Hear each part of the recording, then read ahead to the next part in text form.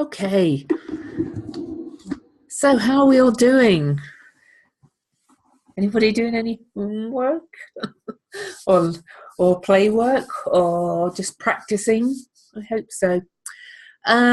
Today we're going to move on to the two Ceres and to the moon's nodes.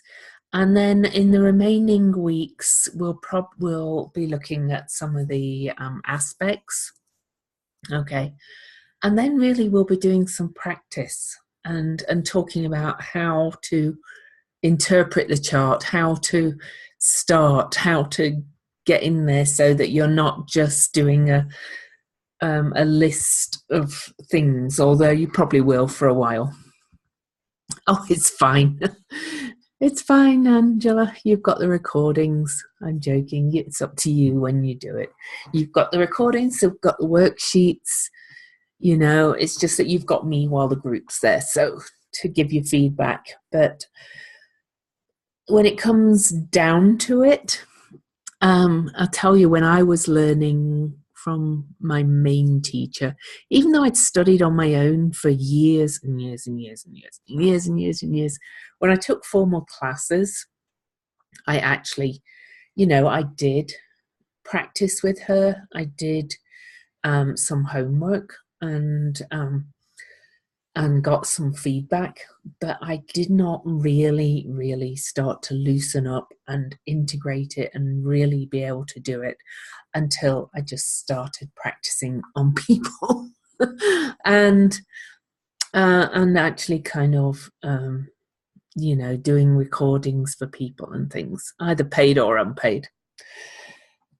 So I'm going to start with Ceres, I think. Now, a couple of you may have heard a bit more about Ceres because I talked about her a lot in the eclipse group, because she was very much involved in the eclipse. But let's talk about, repetition is good, let's just say. So, for all things goddessy and the asteroids, I will say this is the best book in the world. Okay. Asteroid Goddesses by Demetra George and Douglas Bloch. His name always gets left off it, really. Because and this really is my asteroid Bible. Although Ceres is now classed as a dwarf planet, but really, it's a bit like Pluto. Pluto's been reclassified as a planet, I think, not a dwarf planet. But to be honest, if the energies work in the charts, I don't really care what the astronomers call them. Okay, so I am probably just going to read you quite a lot about Ceres. Okay. And Ceres, she's the great mother. She's the nurturing principle. But she, rulership.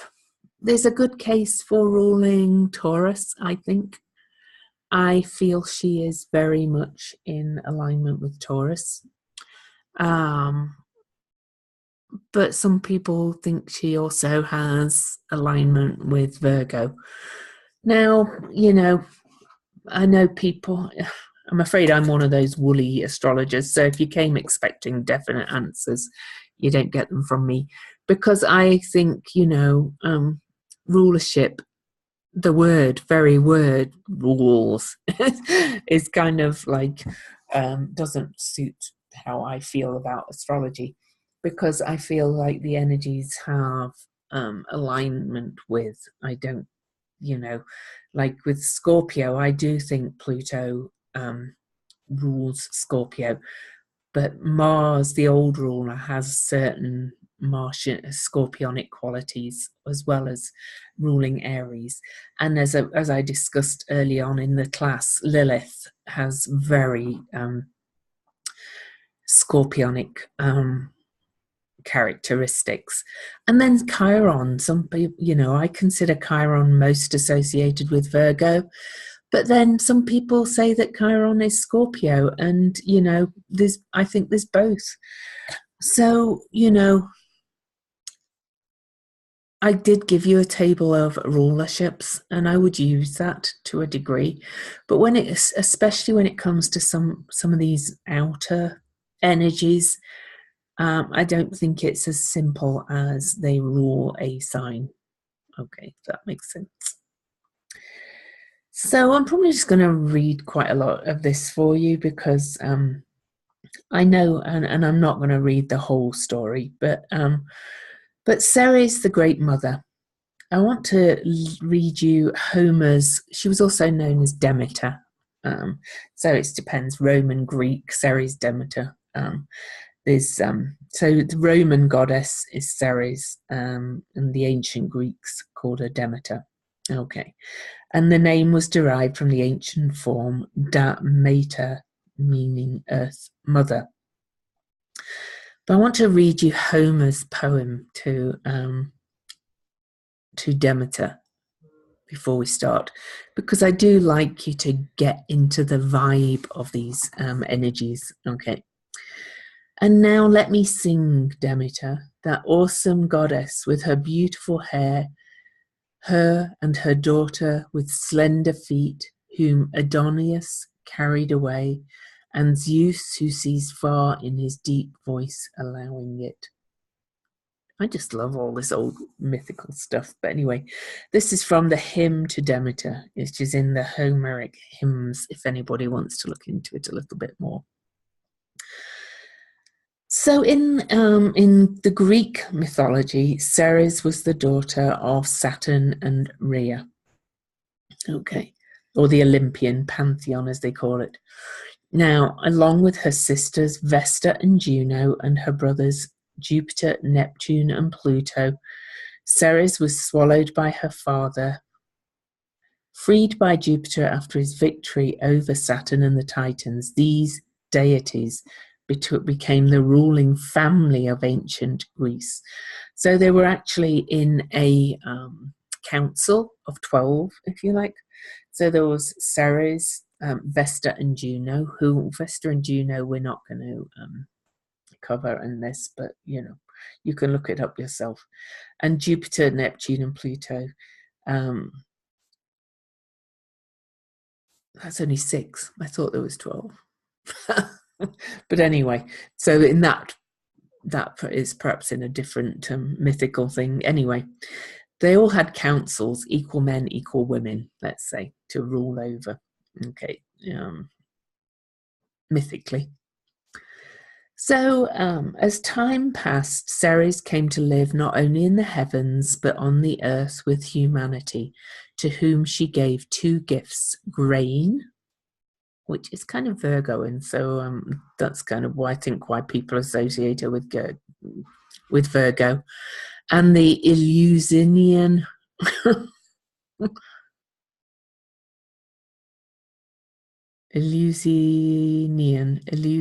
I don't know, I can't say that word.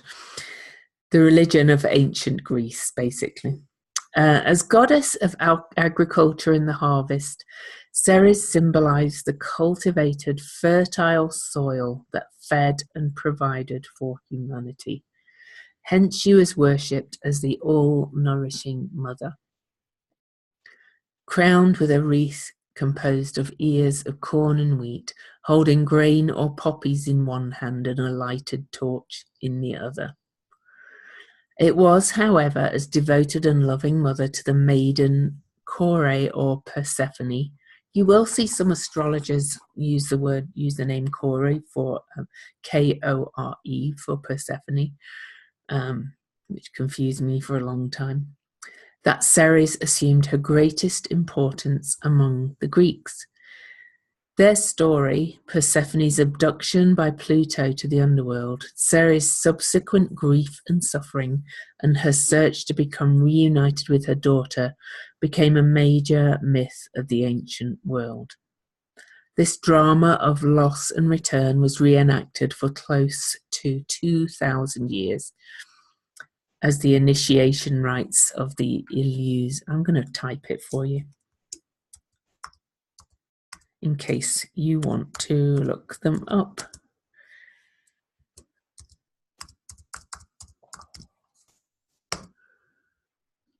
Okay. Now, if you get further into the mythical side of astrology, which really fascinates me, you'll find that, like, Jung and his archetypes and his association with his references to mythology tie in with a lot of all this planetary work. In fact, I have a great podcast. Does anybody listen to Chris Brennan, the astrology podcast? He did a really good interview with a woman who talked about Jung and astrology. Oh, Dr. Saffron Rossi. It's 2.5 hours, so I've got to go and listen to the end. I've not managed to listen to the end of it yet.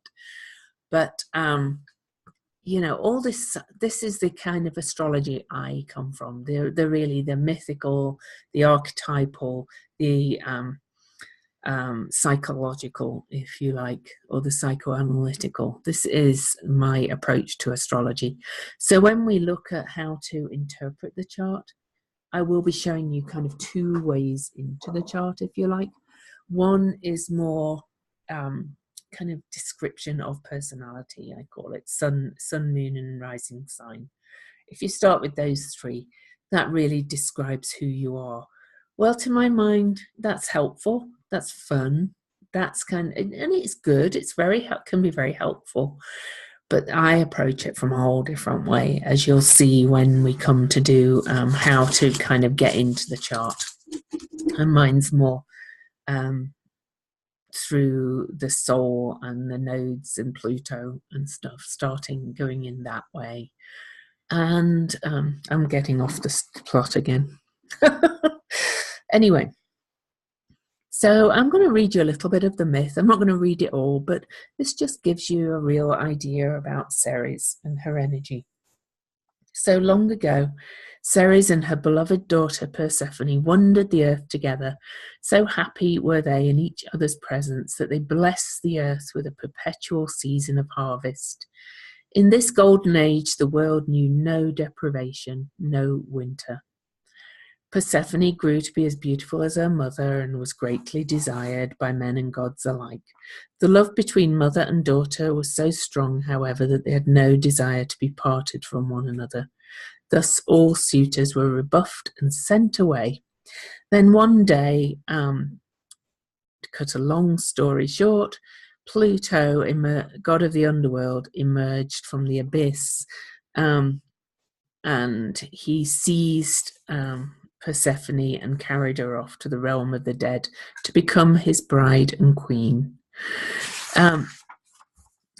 When Ceres discovered that she was missing, for 9 days and nights, the grief-stricken Ceres refused to eat or bathe. She wandered the earth with blazing torches, searching everywhere for her daughter. On the 10th day, Ceres encountered the crone goddess Hecate, who is incidentally the goddess of the crossroads, and there is an asteroid Hecate, but anyway, who suggested that she consult the sun god and seer Helios. From Helios, Ceres learned of the abduction by Pluto, who had acted with the approval of their brother Zeus. It seemed that Zeus had considered Pluto a worthy husband for Persephone, whom he wished to see rule as queen of the underworld. Upon hearing this news, Ceres angrily tore the diadem from her head and wrapped herself in mourning clothes. Full of hatred towards Zeus for his betrayal, she withdrew from Mount Olympus to avoid him and his compatriots. Disguising her true identity, she wandered as a bereaved old woman seeking refuge in the cities of men. Now, that's where she came to she went to the city of Eleusis, where she created those mysteries, but that's a long, long story.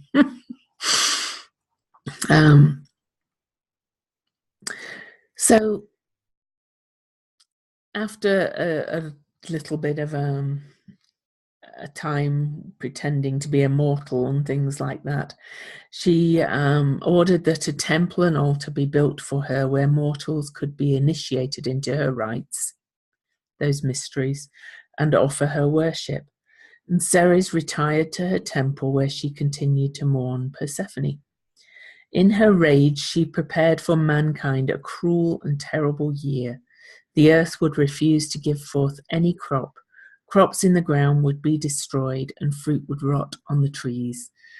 If she, the goddess of fertility, must live without her child, then humanity would suffer famine and starvation.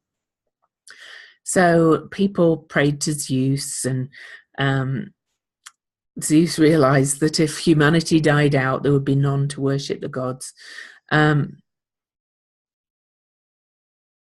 To cut a long story short, Zeus commanded Hermes, the messenger of the gods, also known as Mercury, to descend into the underworld and command Pluto to release Persephone. Persephone, in her frozen beauty, had been following her mother's morning fast, refusing food or drink. But Pluto, in sly kindness, agreed to let Persephone go, but first tempted her great thirst by offering her several pomegranate seeds. Since the pomegranate was the symbol of sexual consummation, so all these themes will come into Ceres' energy. Persephone's consent rendered her marriage union with him you couldn't break it up, basically. Upon returning to the world of light, Persephone was joyfully reunited with her mother at Eleusis. Ceres immediately inquired whether her daughter had eaten any food of the dead while in the underworld. When Persephone revealed what had occurred, Ceres realized that she had been tricked. Her daughter was still Pluto's prisoner. Once more, she refused to lift her curse from the land. To prevent Ceres and Pluto from destroying the world that he had created, Zeus, with the assistance of their mother Rhea, demanded that they compromise. His edict commanded that for each pomegranate seed ingested by Persephone, she would spend a portion of each year as Pluto's bride of the underworld. The remaining months could be spent with her mother upon the earth. And so it's come to pass that each spring Persephone emerges above ground and rejoins Ceres, which allows the earth to become fruitful. Seeds sprout, flowers bloom, etc., etc., until the arrival of autumn when Persephone returns to the underworld. After her daughter's departure, Ceres lays her sorrowful hand upon the earth and makes it barren, and desolate it stays throughout the winter until Persephone's arrival the following spring. Thus the world alternately blooms and dies each year as Ceres rejoices at Persephone's return and weeps at her leaving. At an outer level, the story of Persephone's annual disappearance and return is an allegory of spring sprouting from the dormant winter seed that explains the changing of the seasons to the peasants. On an inner level, this gives humanity access to the archetypal themes of loss and return, and also to the dark and light. Really, there's all the opposites there. There's all the opposites that's in the art tarot card that I've shared a lot. The dark, the light, the black, the white, the summer, the winter, all those things, and also the cycles of birth, death, and renewal. Okay, so I'm not going to read all of this, of course, because that would be, if you're really interested in it, this book is amazing. But anyway, to look at Ceres. Okay, she was the goddess of agriculture and those rites or mysteries. She's the Earth Mother. She's the principle of unconditional love. Her glyph symbol is the kind of question mark with the cross. So it's kind of the cross with the curved bit on the sickle. A few bits have been said about the glyph. Some people say that it's like kind of like the kneeling woman receiving the gifts of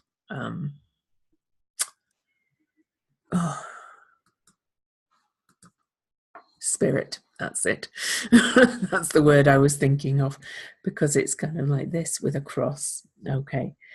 The symbols for Ceres are the sickle or plough, and the ears of wheat or corn, the cornucopia, the poppy flower, which is solace for human grief, rulerships or associated rulerships. Cancer is also mentioned by Demetra George and this guy. Taurus, which makes a lot of sense to me, and Virgo. And the polarities are compassion and anger. To enter into the figure of Ceres means to be pursued, to be robbed, to be raped, to fail to understand, to rage and grieve, but then to get everything back and be born again. So she's really the function of mother in psychology. She governs a number of psychological qualities that cannot be described by any one zodiacal sign. Okay.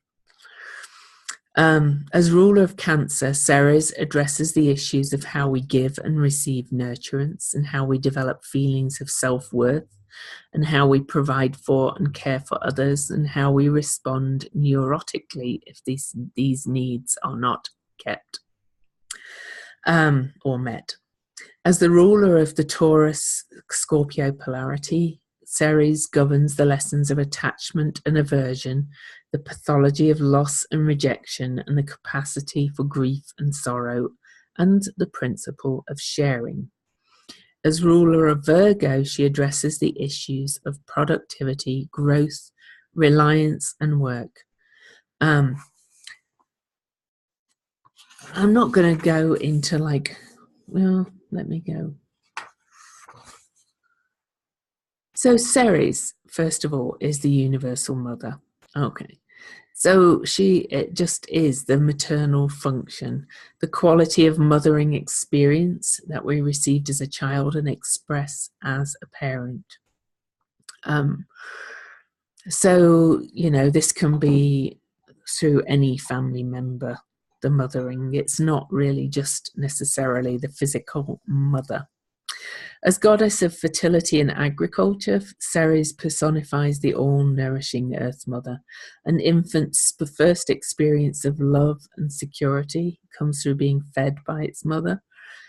Through receiving love in the form of food, the child develops the feeling that she or he deserves nourishment, which in return provides the foundation for his or her self-worth. If Ceres' mother love is absent or lacking, then a poor self-image and low self-esteem are likely to develop in the later years. But it's necessary to note that the child's perception and interpretation of his or her nurturing experience is as important as what actually occurred. Okay. So Ceres is also the basis for loving others. Okay. It's the ability to love others and to rejoice in their accomplishments. If Ceres energy is kind of distorted in the chart, a person can become self-rejecting instead of self-accepting. Okay.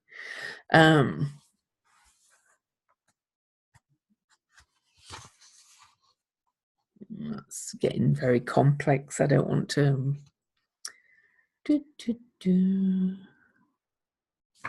So because Ceres governs the entire mothering experience, she also rules the many psychological problems that result from negative early parental conditioning. So I'm actually going to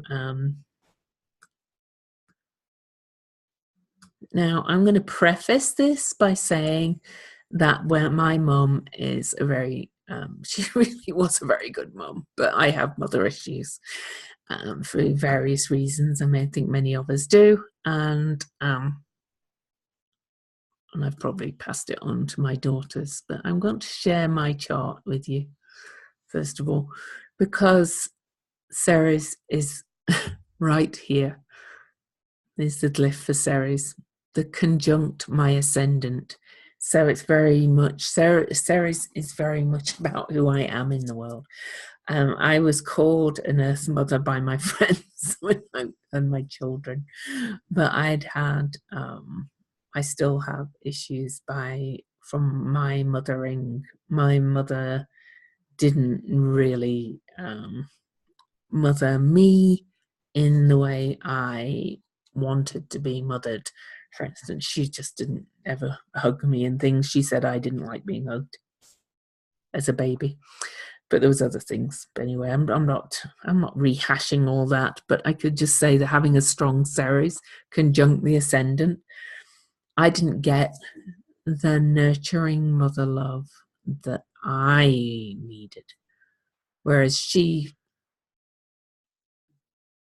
gave the nurturing mother love that she could. It was all through being caring for us and feeding us. But that's my mum. Okay. So there's a lot of complexes, that come up. Any issues regarding attachment and separation, okay? For individuals whose charts contain a prominent Ceres, the need to transform their attachments to the people they love and the objects or ideas they value can become a major life lesson. So it has become a major life lesson for me because Ceres is so very powerful in my chart. Death and dying is also a theme of Ceres, of course. And interestingly, I am drawn to death and dying work. In fact, Death, Dying and Beyond was the class I took in how to help people transition and move through.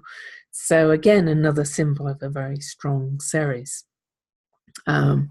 It's also the principle of sharing. Okay. And about renewal and rebirth, but also forgiveness, I'm going to say. So Ceres is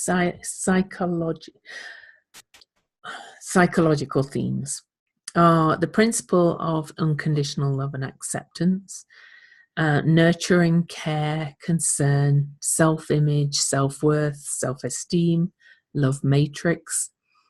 In fact, it'd be funny if you all did, as you move through, if you kept my chart, if you want to see a really strong example of somebody whose life stories were all about her, that's me.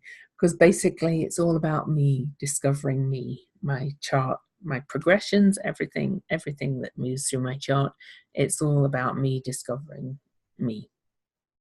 But anyway, but through that, helping others to discover that, I guess. The pathology of loss, rejection, abandonment, grief, suffering and anger, attachment and aversion, attempting to maintain sole control over children. Yes. Principle of sharing and letting go, themes of transformation, birth, death, renewal, death, dying and hospice work. Single parenting and responsibility is another theme of Ceres. The relationship with nature and natural earth energies. Growth, productivity, work, and efficient functioning. Occult themes are the death passage and the blood mysteries. And she's also about forgiveness. I don't think I've mentioned that. I don't know why that one's missing here, but Ceres is definitely also about forgiveness. Okay. And adaptation.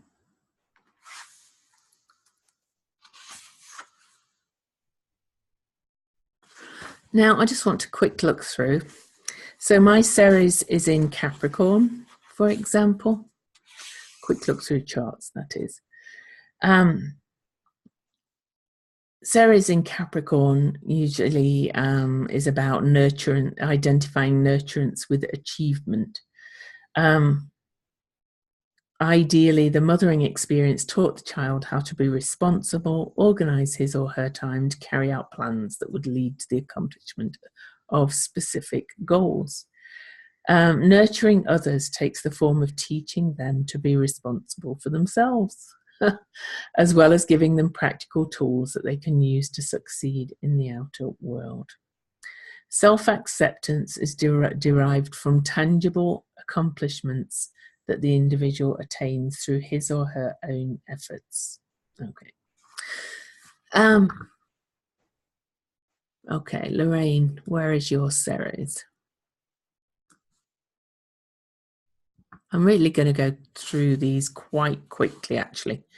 So Ceres people identify nurturance with autonomy and being granted independence. So yours is in Aries in the 5th house. Kimberly, Ceres in Cancer.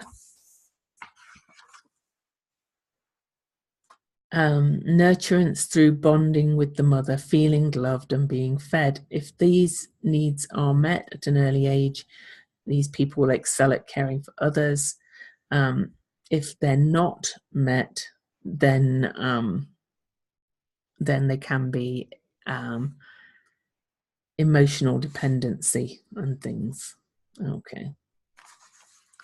So often a reading of where Ceres is in the chart can really give you a big idea of kind of where your psychological issues are. So Ceres in Virgo.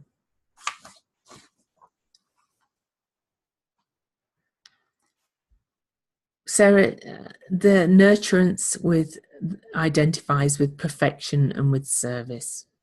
Ideally, the mothering experience can foster the child's sense of competence, discrimination, and self-discipline, which gives the ability to extend skills to others. Imbalance results when children are constantly criticized for their efforts, no matter how good they were. That can lead to an obsessive need to be perfect and to be critical of the imperfections in others. Okay. Oh, Jennifer. I don't know why your chart jumped out of that. So let me just share Jennifer's chart because it just jumped out of the pile.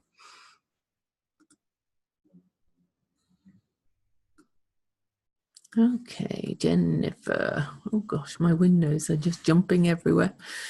Jennifer, your Ceres is in Cancer. I think we just had that. Did we already?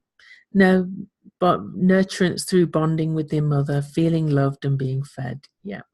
And excessive neediness or dependence can occur if you did not receive that. Okay.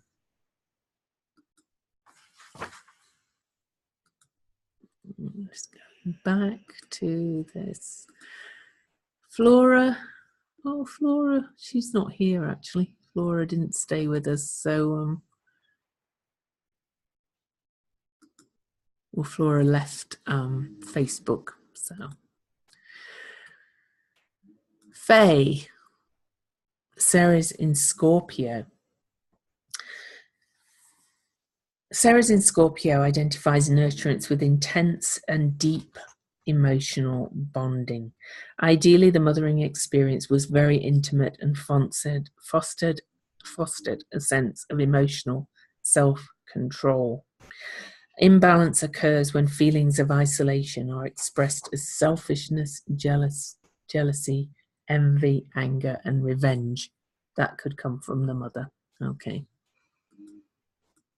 Casey. And yes, we are going to journey to Ceres in a minute. Ceres in Capricorn. That was me. We already read that one. Okay, so nurturance with achievement. And actually that was, yeah, anyway, I won't. Bridget.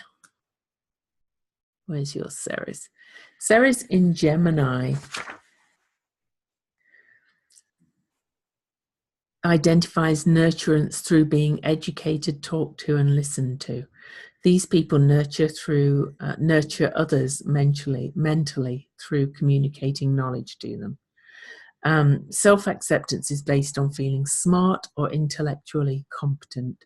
Imbalance occurs when feelings of mental inadequacy lead to learning difficulties or to attempts to intellectually impress or verbally manipulate others. Okay.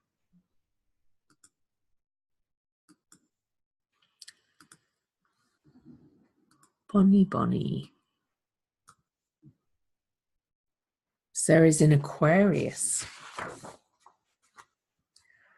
Ceres in Aquarius identify nurturing with individuality.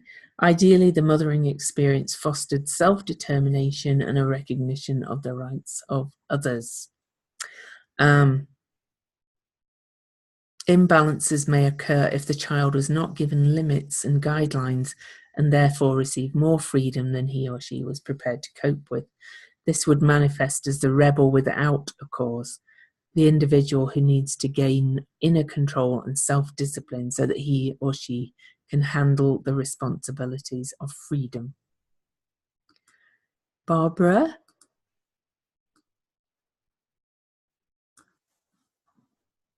We're going to be doing some intense work on Ceres, by the way, at the retreat. But you have Ceres in Cancer, which we briefly talked about.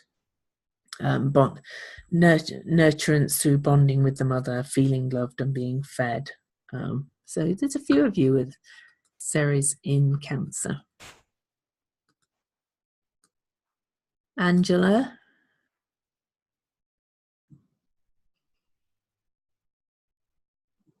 Oh, there it is. Ceres in Sagittarius. Oh.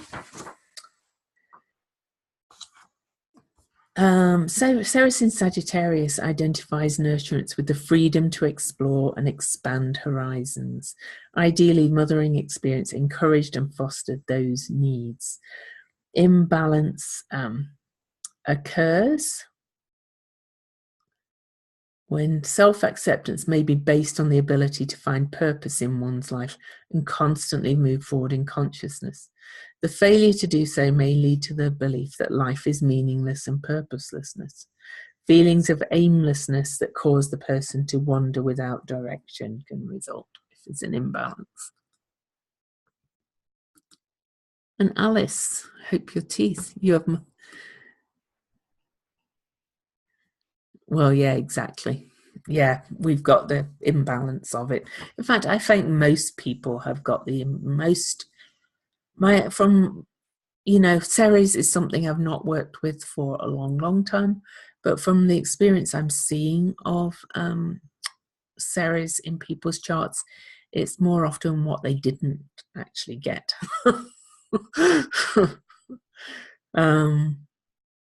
Or they got it in a way they didn't need. Okay. Because, for example, my Ceres is in Capricorn. Yeah, exactly. And I think we have to look at the opposite sign as well, talking and kind of going with my own feelings about Ceres, because I have Ceres in Capricorn and I kind of got that achievement thing. I was if I did well in school and things, it was like I was a good child, whereas really I just wanted to be hugged and cuddled and loved a lot, which is the opposite sign of my Ceres is in Capricorn, so the opposite side is Cancer. So I wanted the hugging and things. Okay. But anyway, Alice. Your Ceres is in Sagittarius too, so just what I said to Angela. Okay. So let's do a journey to Ceres and then move on to the moon's nodes. My favorite. Let me just get I'm not drumming. I'm absolutely exhausted, actually. I had this weird thing going on yesterday. I felt quite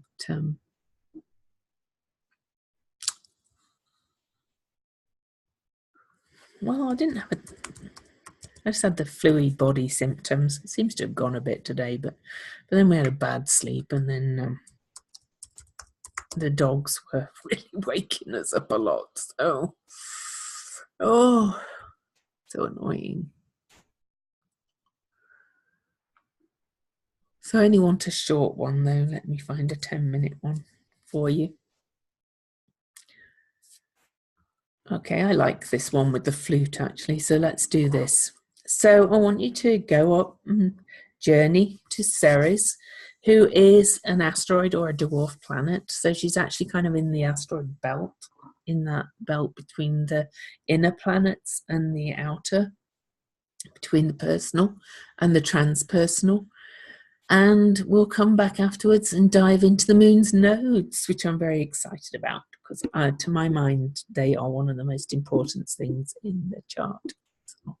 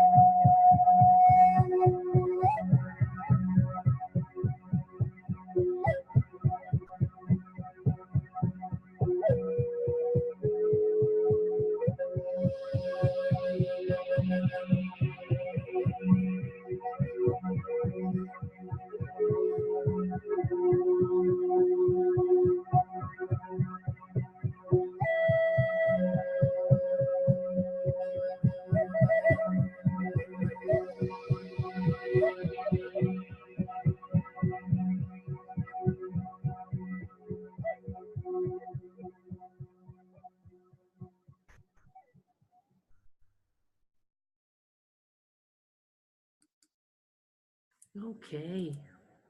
Oh, hang on. Okay. So I'm just going to give you a minute to write down any notes from that. If anybody wants to share, please do, but you don't have to. Not going to spend a lot of time in sharing, but I'd like you to just make a few notes about what Ceres had to say to you.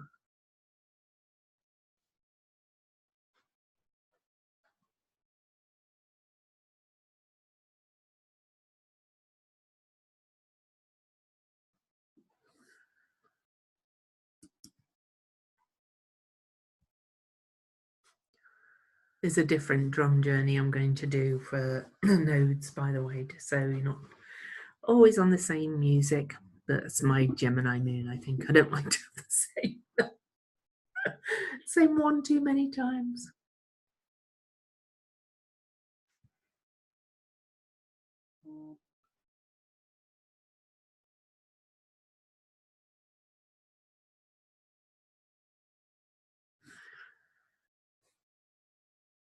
All righty.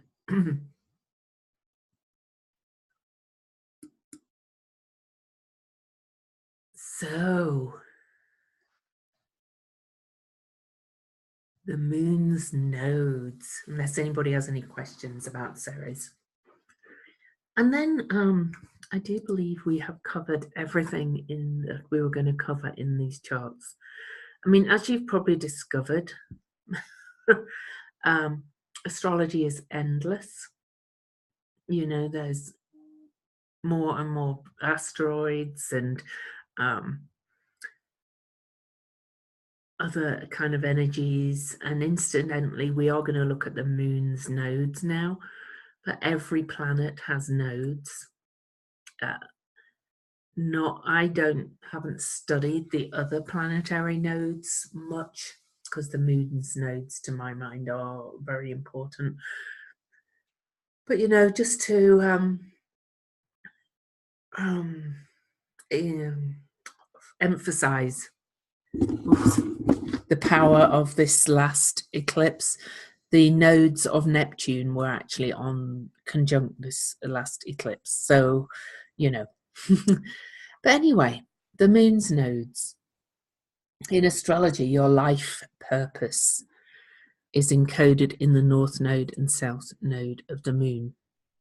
The lunar nodes are directly opposite each other in the chart. They aren't planets, but rather mathematical points on the chart that fall in two opposite zodiac signs. For example, if your north node is in Capricorn, your south node will be in its opposite sign of Cancer. Now, they are on the 2 points where the moon and the sun, where the moon and the sun's elliptics cross. Okay, there's the ascending node is the north node, and the descending is the south node. What we're moving away from as the moon and the sun cross each other. Okay. Now, I'm not very hot on explaining the astronomy of it all, so I hope that's enough of an explanation for you. But the bottom line is that the nodes represent our karmic, well, the north node represents our karmic paths and the lessons we came here to learn, or the language we are learning to speak. And the south node reveals the challenges and gifts we bring in from previous lifetimes.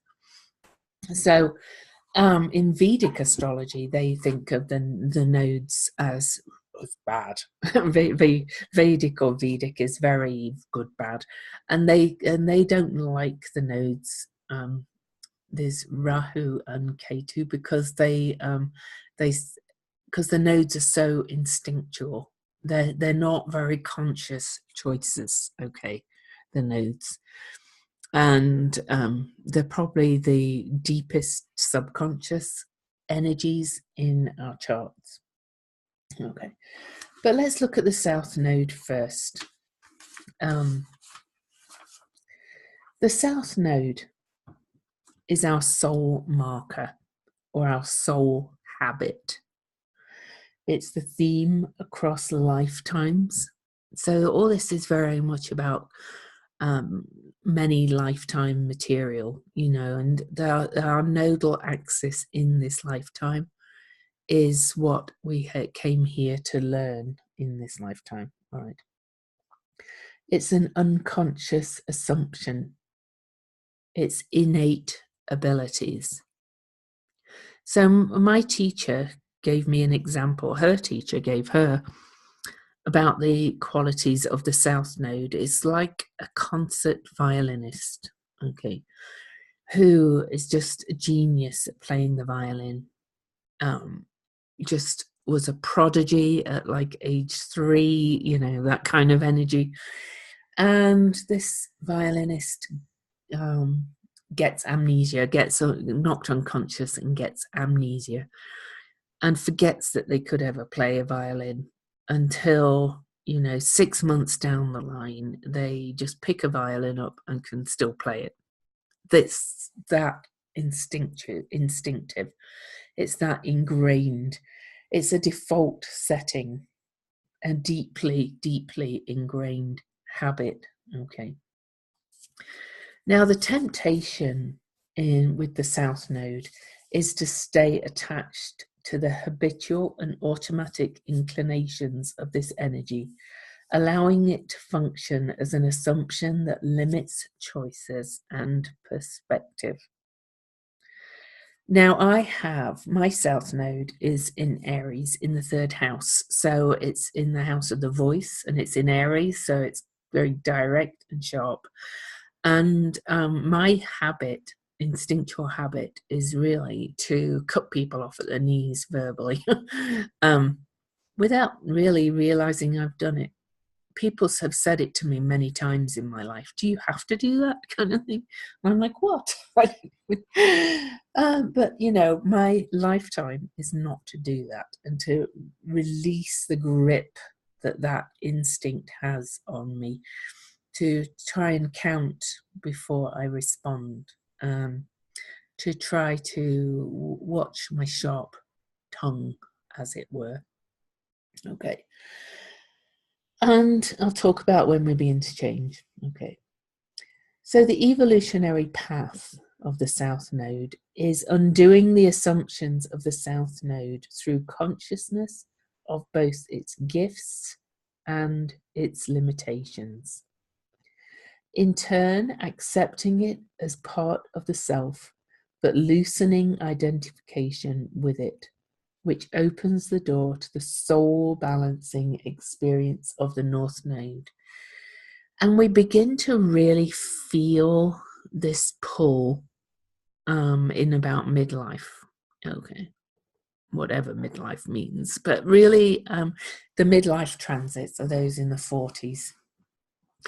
Prior to that, we're more South Node. And then we really begin the business of moving towards our North Node in midlife, with the midlife transits, which we probably won't get to in this, because we'll probably do transits and progressions in level 2. But the best book on the nodes, to my mind, or one of them, is by Jan Spiller. It's called Astrology for the Soul.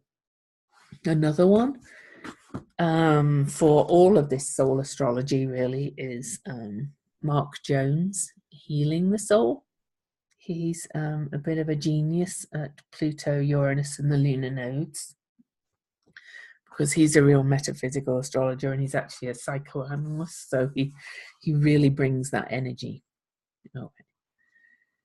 So really, the South Node is seen as our lower ground, our instinctual habits, but as I tried to emphasize in that, it's really also got gifts. It's really, My clarity of communication when I really want to do it is a gift also, but it can be used to cut people at the knees. Okay, so it's anyway, it's a long karmic history, the South Node. So it's not something we ever get rid of exactly. It's not something that we should make bad or wrong. Energy words to use when you're talking about the South Node are loosen the grip or something we're letting go of its hold on us, its instinctive hold on us is another way of putting it.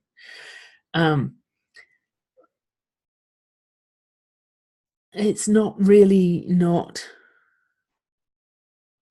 something we should say, oh, you came into the world with this South Node and it's so bad and it's this and it's that, because it has its gifts. So it's it's a challenge in a reading to speak to somebody about their South Node and not say, oh, well, you must stop doing this kind of thing. Okay, because it's not that simple. Okay. And we'll look at everybody's examples on the charts. Okay. But the North Node of the moon is our new evolutionary direction. It's unfamiliarity. It's balancing point. It's midlife accessibility. It's personal growth. It's, understanding. But it's very unfamiliar.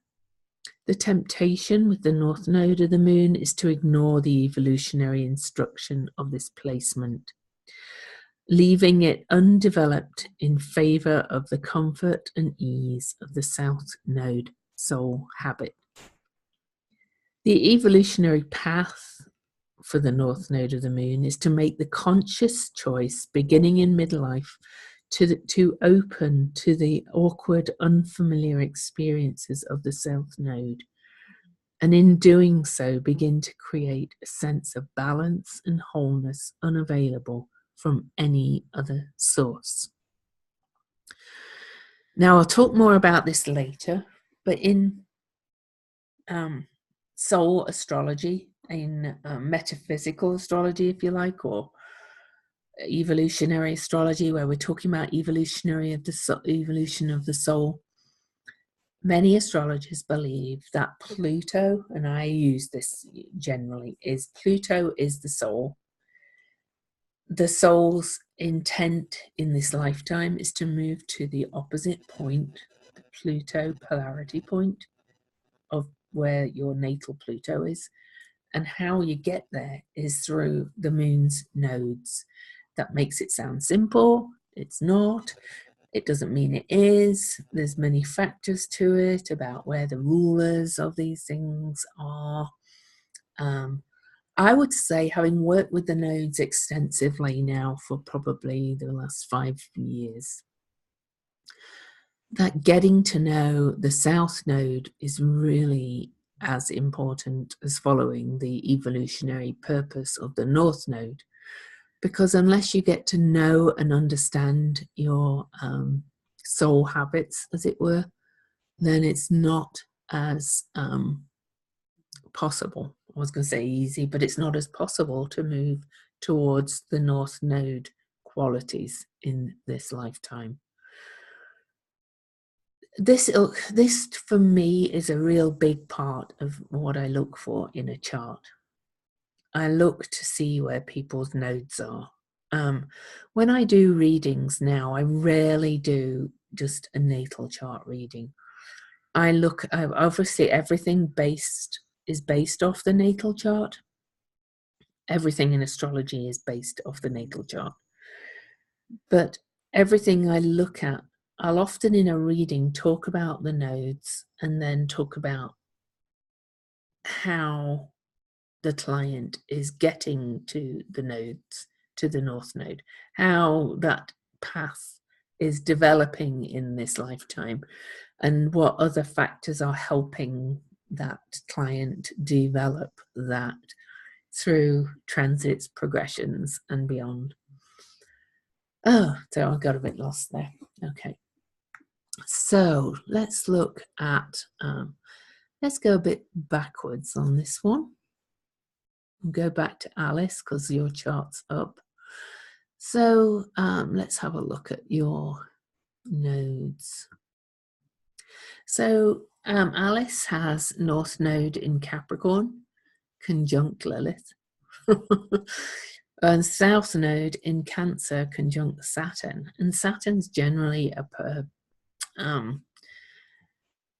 associated with the father, and Lilith really is the original mother. Of course, she's the too muchness, but it's in the kind of reverse. The father is in the sign of the mother, the South Node's in Cancer, and then the North Node is in the sign of the father with Lilith there. So that's a very powerful kind of mutual reception. So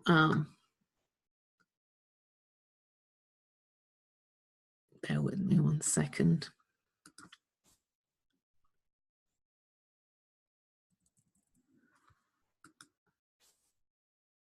Actually, I'm going to get my book here for this one as well. The nodes are something I still generally look up a bit.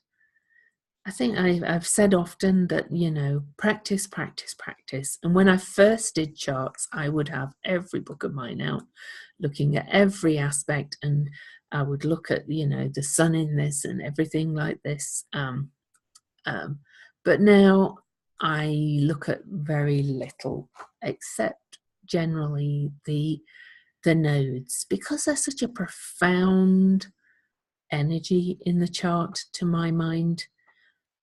I feel more comfortable kind of just reminding myself of what they mean each time I do a reading. So with a Cancer North Node and a Capricorn South Node, or a Capricorn North Node or a Cancer South Node, the life path involves balancing personal and professional endeavors, home and work, masculine and feminine energy. Depending on the placement, in other words, the house placement, the person with this nodal axis may be more comfortable with one gender over the other. Most likely the need to develop more ease with the gender represented by your North Node. So for Alice, that is generally the male. Though,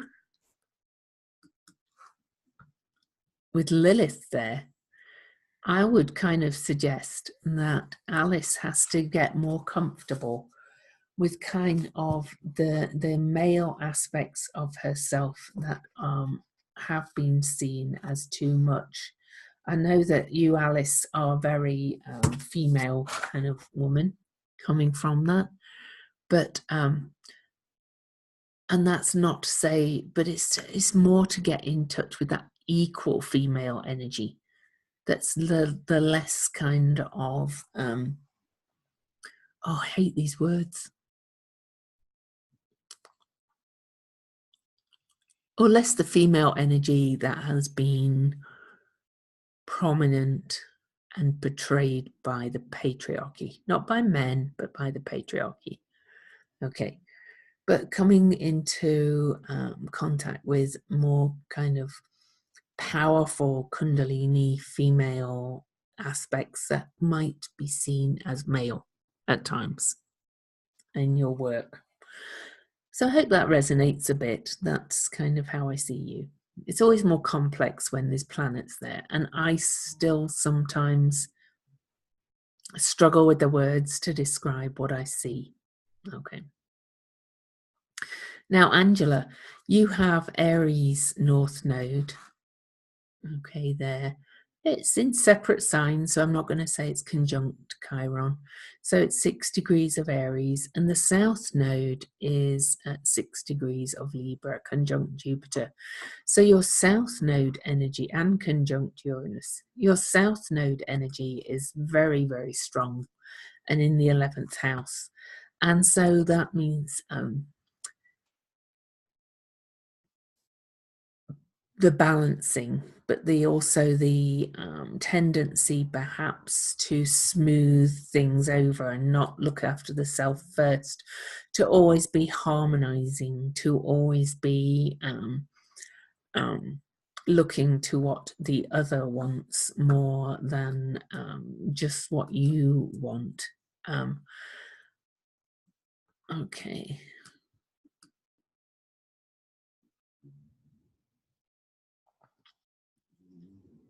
So it's about balancing self and others, about being the best solo star rather than the best supporting actor.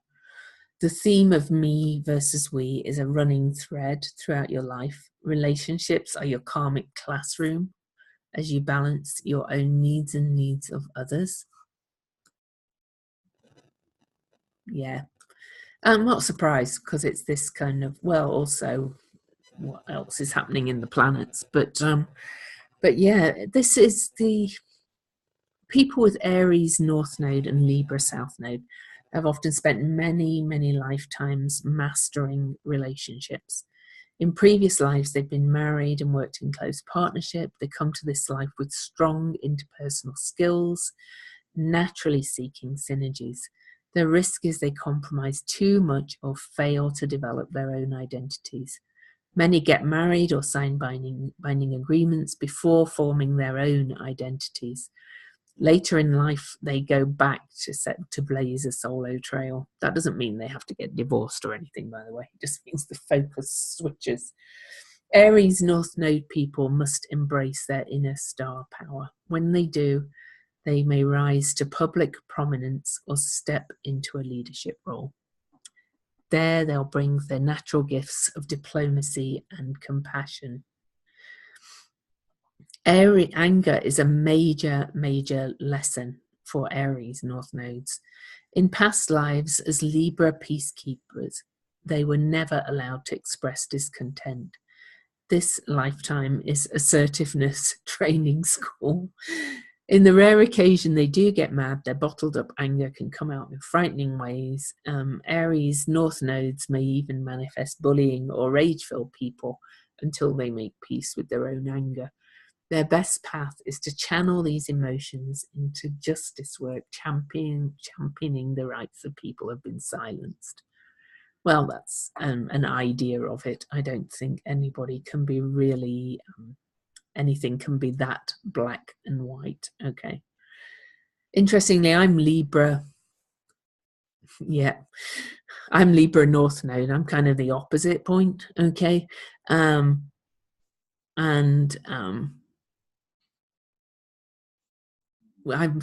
fiercely independent. I've spent many lifetimes as a free agent, and I'm learning how to play well with others. Sharing, compromise, diplomacy. Okay, so I'm kind of the opposite. I'm very good at putting myself first. No, I don't always say I am. I actually am. Excuse me, sniffing a bit there. So Barbara, North Node in Aquarius and South Node in Leo. Oh, excuse me. I'm just going to...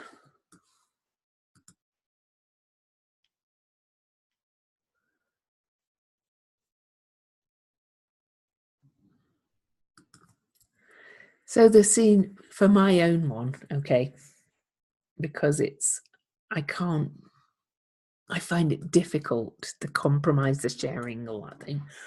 I've developed a less attractive quality of Libra North Node is the passive aggression when I don't know how to share or compromise, and when really I just want to do what I want to do. Anyway, my husband will tell you I've developed passive aggression.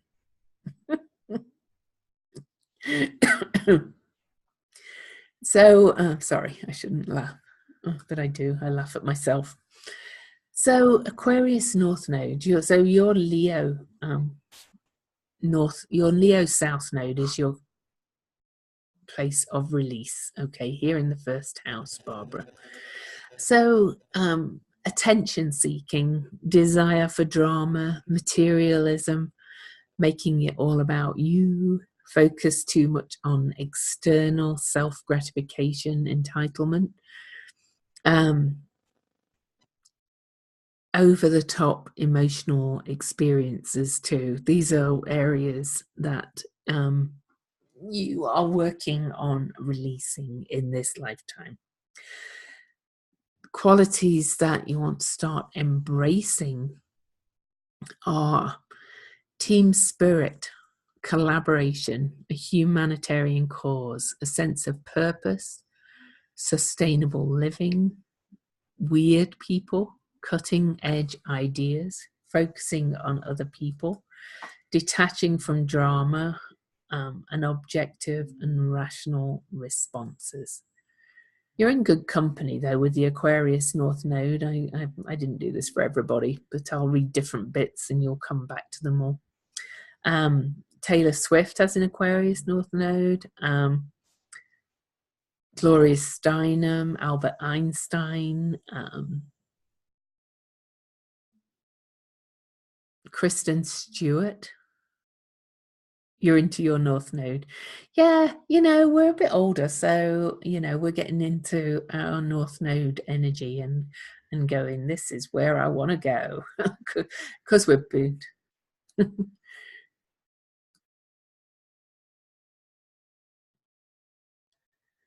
But as a kid, did you like Spotlight and Cause? Did you attract drama more?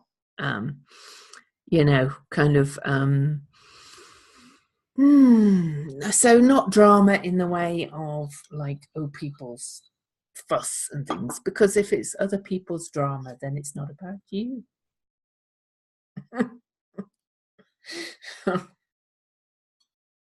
It's more like spotlight in the family. It doesn't necessarily mean, or amongst your friends. You like to have people's attention. It doesn't mean that you like to be on the stage or all eyes on you. It's not that so much. Oh, so you got punished for the South Node. So you learned, yeah, kind of figures being in the first house. Yeah. And you would probably shrink from other people's drama. So it doesn't mean, the word drama has come to mean a bad thing here. But really, drama is more that Leo shine going, hey, look at me over here. I'm the happy place. Anyway, it's a complex thing because as well it's coloured by what house your nodes are in. So many. You're welcome. So anyway, Bonnie, North Node Virgo, South Node Pisces. I think, did we look at yours once?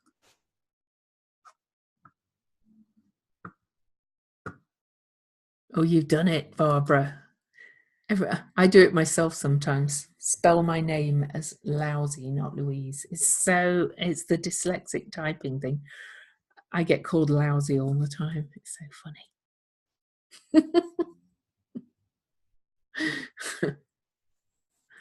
Okay. But with a lot of siblings, Barbara, just to go back to you, it probably makes sense that you were... It's fine. I do it myself. It just makes me laugh when it happens. With a lot of siblings, there was probably a bit of a squabble for attention. Let's call it attention, not spotlight, really. Okay. It doesn't mean necessarily saying you're better than anybody else, but it's just like wanting the attention. Okay. And I can imagine being in a house with lots of siblings, that really, there was a bit of a fight for attention. And maybe you felt it more than some. Okay. So Virgo North Node is really the release. Okay. And remember, yours is in the 7th house, Bonnie, so the house of significant relationships. So what you're being asked to release, but also see the gifts in, because some of these things are not always a bad thing. But wearing rose-colored glasses, not seeing people as they are, but also can be maybe being easily seduced or charmed, being bullied, perhaps. There may have been a tendency, especially in the 7th house with the South Node in Pisces, Bonnie, to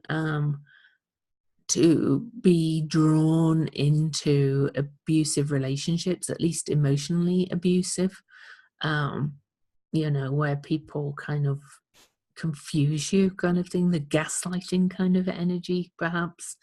You may have been bullied at times.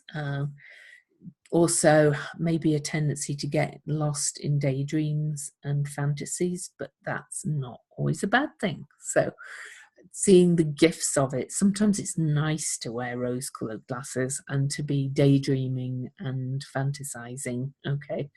Sometimes it's nice to make some sacrifices for others, but sometimes it goes too far. So that you see where it's a balance.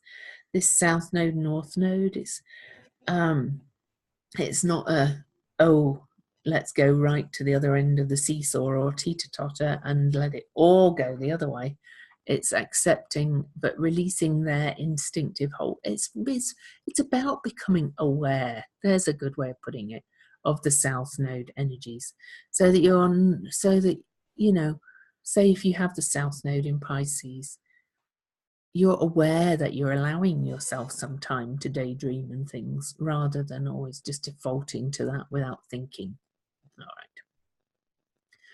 But things to embrace for the Virgo North Node are data and hard facts. Probably didn't love them at first, but get to love them a little bit.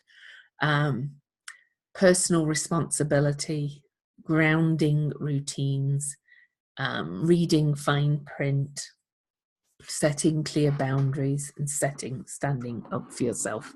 They're all qualities to develop in this lifetime for the Virgo North Node.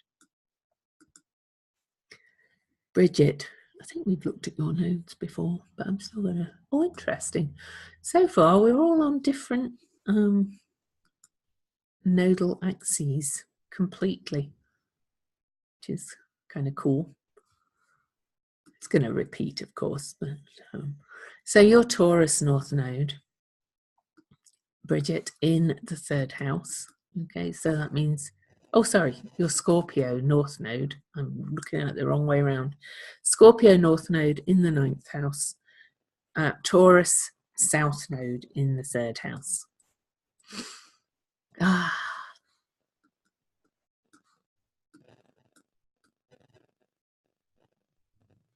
So Taurus and Scorpio are signs that rule money, power, and sensuality. And interestingly, Bridget is, it also rules all the physical, like the things you can touch. So Bridget is an accountant and works in design, interior design kind of thing. She could not be living her South Node more fully. But Scorpio North Node is also about other people's money, interestingly. So, but the Taurus North Node, sorry, wrong way round. Taurus South Node, Scorpio North Node are learning to embrace what could be instead of fixating on what is. They've spent lifetimes steeped in the material world as hardworking, practical people. Because Taurus rules the senses, and so they might be gifted artists and musicians in previous lives, or have a keen sense of style. And there you are, going into design. But this lifetime, Bridget will chuckle, indulgence and hedonism can be their downfall.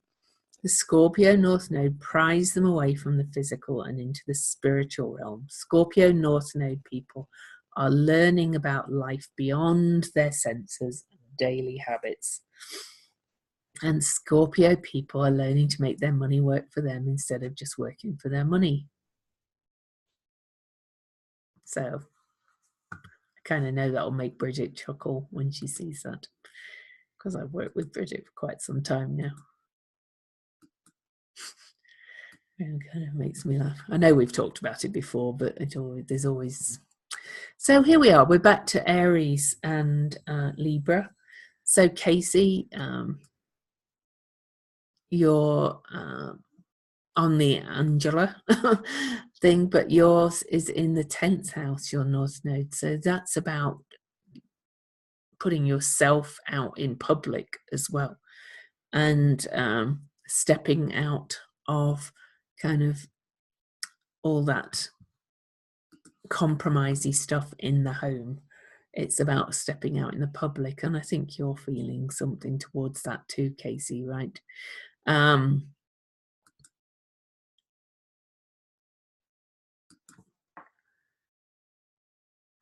So, you know, instead of hiding out in partnerships and taking the comfortable path and avoiding challenges, you are to step out as the leader, prioritizing your own goals, fighting for your beliefs, all that kind of energy. So that's you too. I knew we'd start repeating at some point. If any, and I will say, change your oath. Yeah, I could look at it that way. Your vows. Yeah. Pass. Okay. That makes more sense. Yeah, and we all do. We all try to change it. In kind of our midlife, we start to feel it. We start to not want to repeat the patterns that we're born with instinctively, and start to change them. That doesn't mean that we make everything wrong about the others. It just means we become aware of them and do them less without thinking. Okay. Yes.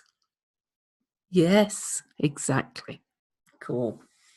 But Faye, on the other hand, oh, interestingly, Casey, what degree was yours? Yours was 10. I'm just going to go back to Angela's, because Angela, yours was 6. Faye and Angela, I hope you become friends through this, because your North Node and South Node are exactly opposite. So you can teach each other. One of my good friends, my friend Paula, who was my shamanic teacher, I have a North Node at 0 Libra, and her South Node is at 0 Libra. So we are here to teach each other too. So, you know, you don't have to become best friends. But anybody with that close, if you've got your nodes at the same degrees of the same sign, you are likely to have some kind of karmic connection. And there's a reason you ended up in the same group. Okay. North and South Node connections are very important. So another Libra Aries here, but the Libra is in 5th house, so the house of joy and fun and creativity, and Faye is clearly following her North Node path artistically and creatively. I don't know if you always were, Faye. I don't know if you were always doing that work. Are you even here? No, she's not live. That doesn't matter. But, you know, your release is definitely about releasing the me first mentality, particularly in groups, in the 11th house. Too much self-reliant, too much reliance, selfishness, acting without considering consequences, and moving towards cooperation, compromise, commitment, generosity, patience, and all good things, being the peaceful warrior, moving towards that and away from the south node.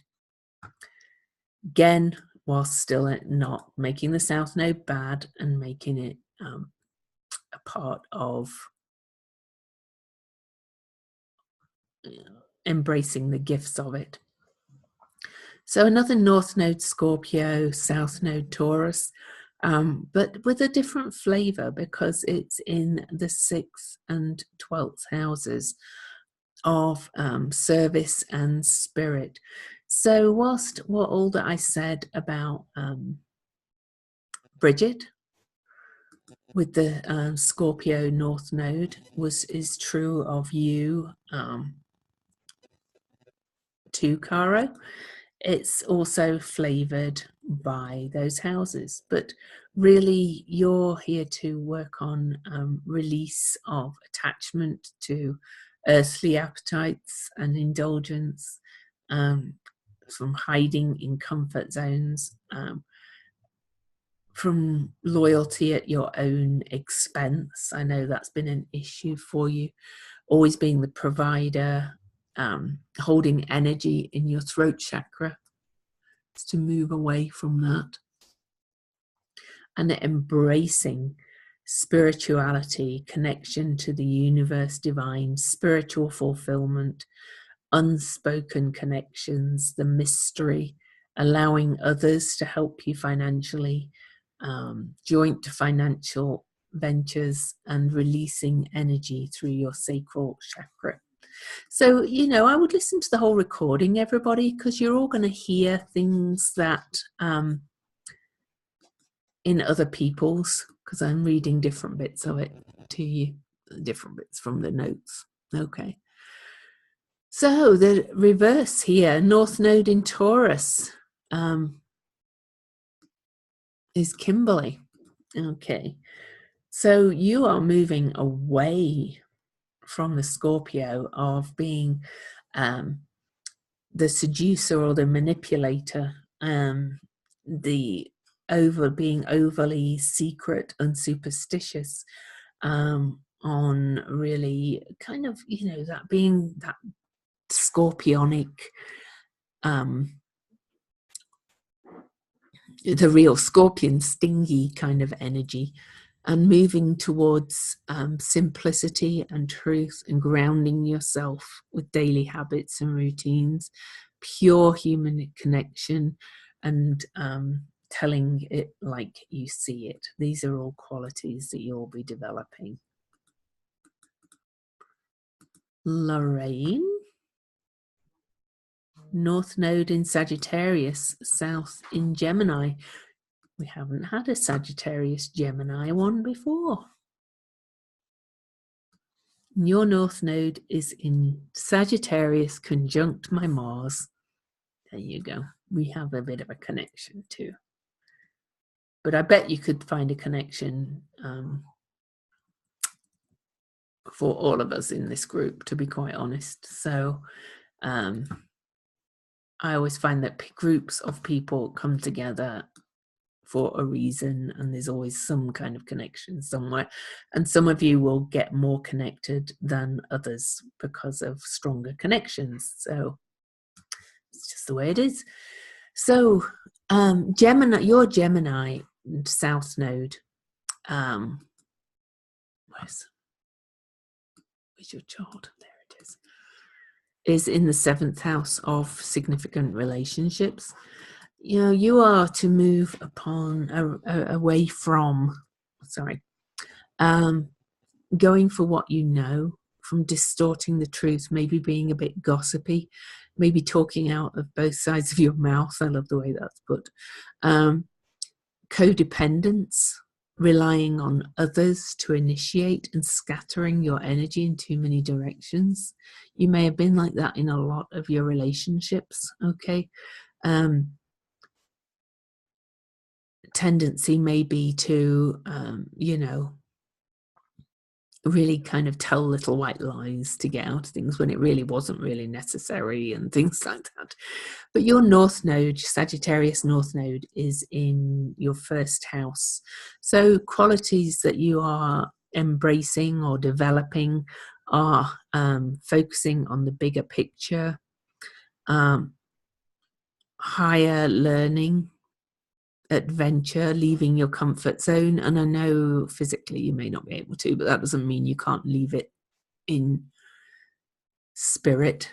Okay, travel of the mind, that kind of energy. Long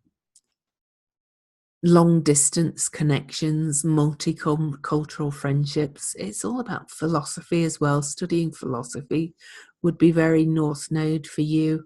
Really trying to discover higher spiritual truths. If you like, Pope Francis is a North Node in Sagittarius. He's a good example of a Jesuit who has kind of sought is a different way in a very traditional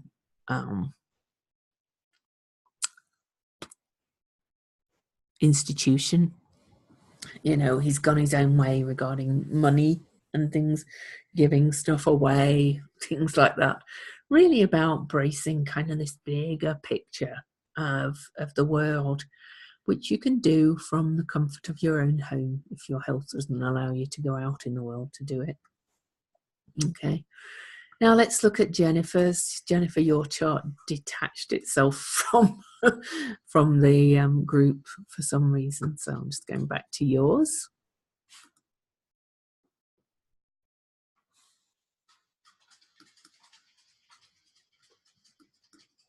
Oh, it does have the green around it. You can see it. So the North Node for you is in Leo in the 8th house and South Node in Aquarius in the 2nd house. Excuse me. Oh. So Leo North Node. Okay.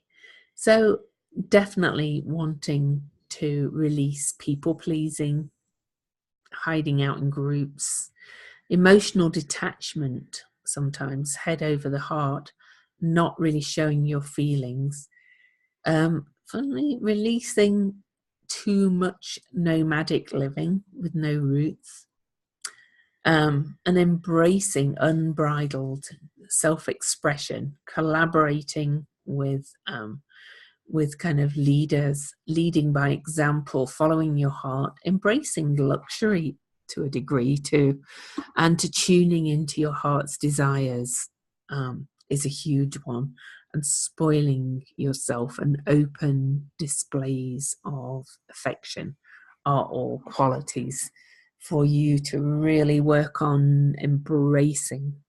Okay.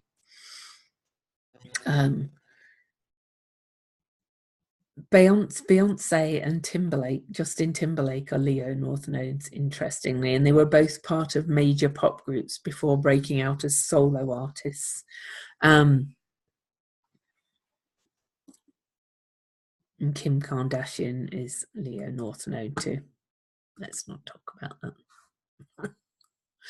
So the nodes are fascinating. The nodes are really, really important, I think, in a chart, because it is kind of how we operate habitually and instinctively, and it's qualities that we really want to embrace and develop as we grow older. And if we do so, when we come to, you're laughing. Which bit? A bit about the nomadic or the bit about anyway, Kim Kardashian. Yeah, you don't really want to be Kim Kardashian. But anyway, yeah, seriously. But you get the idea, you know. I mean, well, you know, you look at her, she's married with 3 kids. Maybe she's really happy. She's embraced following her heart, loving, you know. We don't know what they're like really at heart, do we, these people? So she might be a really nice person. I don't know. I've never watched Keeping Up with the Kardashians, so I would have no clue. I only go by what people say about her, so that's unfair judgment. So we are going to do a shamanic drum journey to your own North Node, just to get a feel of it, about how you can get to it. We'll come back to the nodes when we look at putting it all together and how we go into a chart to look at it, and give you steps to chart delineation, as they say, to look at them. And I'll talk about things I look at, things that jump out at me. But nodes are really important because an embracing of the nodal axis in your chart helps your soul learn and live its evolutionary purpose in this lifetime. So we're going to do a 10-minute shamanic drum. Yeah, that's what we're going to talk about in another call. You don't use Pluto to get to the North Node. You use the nodal axis to get to the Pluto polarity point. But I will talk about that when we look at putting it all together. Okay. Because I think you've got enough to integrate for today, just about what the nodes are. So we'll talk about that when we come to the session where we give an overview of putting it all together. Okay. So, right, so get comfortable, journey. I would journey to the North Node because you can't have one without the other. You want to journey to where you're going and just really ask questions more about how to embrace these new qualities when they're so alien to you. And any advice you get will be advice you can use if you do other people's charts. Okay. So we're going to do a different drum journey, and I'll be back in 10 minutes. Would you bet your life savings on a chart that looks like this? This is how much the price of Bitcoin has swung over the past couple of months. But there we go.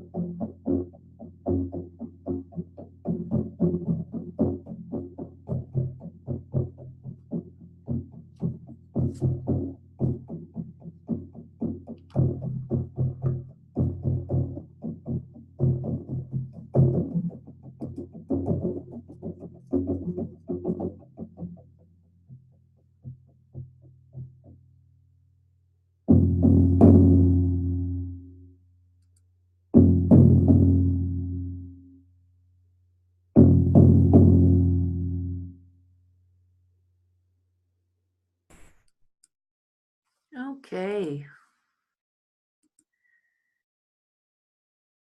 Oh, only you left, Lorraine. Okay, so that's really kind of it for this week. I will be talking about how to get Pluto's polarity point via the North Nodes in the Putting It Together call. A quick question about Ceres. Yes. It's the way we were mothered? It's the way we're mothered, and the mothering we would like as well, I think, and also how we mother. So the Ceres in my children's chart will show how I mothered them? Or the mothering that they need, really. You know, sometimes we don't get what we need. Okay. And so then my mother's Ceres would show both how she needed to be mothering, and if she received the mothering she needed, then she was probably more able to mother you in the way that you needed. But that's kind of where it gets complicated. The cycle of, if we don't get the mothering we needed, we either kind of overcompensate and kind of overgive that to our children, whether they need it or not, whether that's what they need or not. It's kind of our love languages, if you like. Have you ever read that? The 5 love languages? There's a book called The Love Languages. There's an online test for it. It's you know, so I talked about my Ceres. Really, I got very kind of authoritative, achievement-based parenting, particularly from my mum. You know, you were valued if you did well at school. You were valued if you did that. Whereas really all I wanted was to be hugged and cuddled, and never understood why I wasn't. So I kind of went the other way and hugged and cuddled my kids to death. So, which I haven't really looked at their Ceres, actually. I should look at whether I was giving them what they wanted. Does that make sense? Yes, it does. It made me really think about my grandmother's relationship to my mother and then my mother's relationship to me.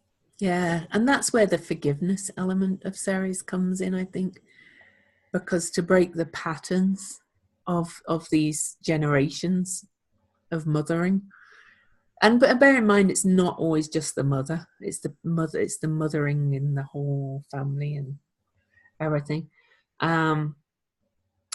What was I saying? forgiveness can help us to move beyond those patterns that get repeated. So Ceres can also indicate where we might need to mother our inner child. Yeah. Mm-hmm. Yeah. Okay. Thank you. You're very welcome. Okay. Have a great rest of your day. Okay. I'll see you in a couple of weeks. Yeah. I hope. Yeah. Okay. All right. All right. Bye. Bye.